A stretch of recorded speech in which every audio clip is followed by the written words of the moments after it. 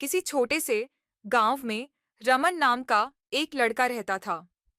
एक दिन उसे जंगल से गुजरने का रास्ता मिला, जो उसके गांव से बहुत दूर था। वह हमेशा से नए अनुभवों की तलाश में रहता था। उसने सोचा, क्यों ना आज इसी रास्ते पर चलकर कुछ नया देखा जाए, और उसने अपना सफर शुरू कर दिया। जंगल के अंदर जाते ही रमन को एक अजीब सी शांति महसूस होने लगी। हवा भी जैसे थम सी गई थी। रास्ते में उसे कई पुराने और घने पेड़ मिले, जिनकी शाखें मानो किसी के हाथ जैसी फैल रही थीं। तभी उसे एक आवाज सुनाई दी, तुम किससे भाग रहे हो?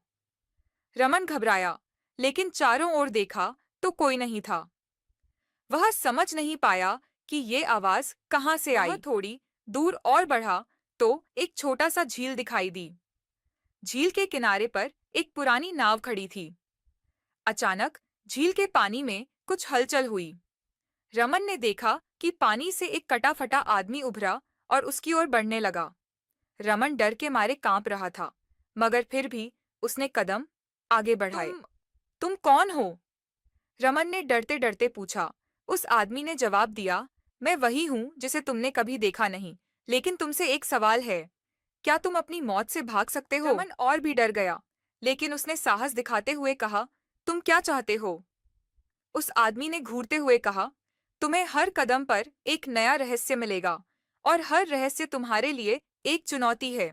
क्या तुम इसे सहन कर सकोगे? रमन सोच में पड़ गया, लेकिन जैसे ही उसने सोचा कि उसे वापसी करनी चाहिए, वह महसूस किया कि रास्ता कहीं खो गया था।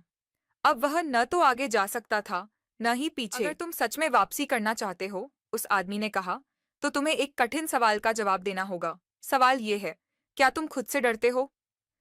रमन एक पल को चुप रहा, फिर उसने जवाब दिया, नहीं। और जैसे ही उसने ये कहा, रास्ता फिर से साफ हो गया। वह बिना किसी भय के झील को पार करते हुए अपने गांव लौट आया। डर तुम्हारे भीतर छिपा होता है, और उसे सामना करने से ही तुम किसी भी मुश्किल को पार कर सकते हो।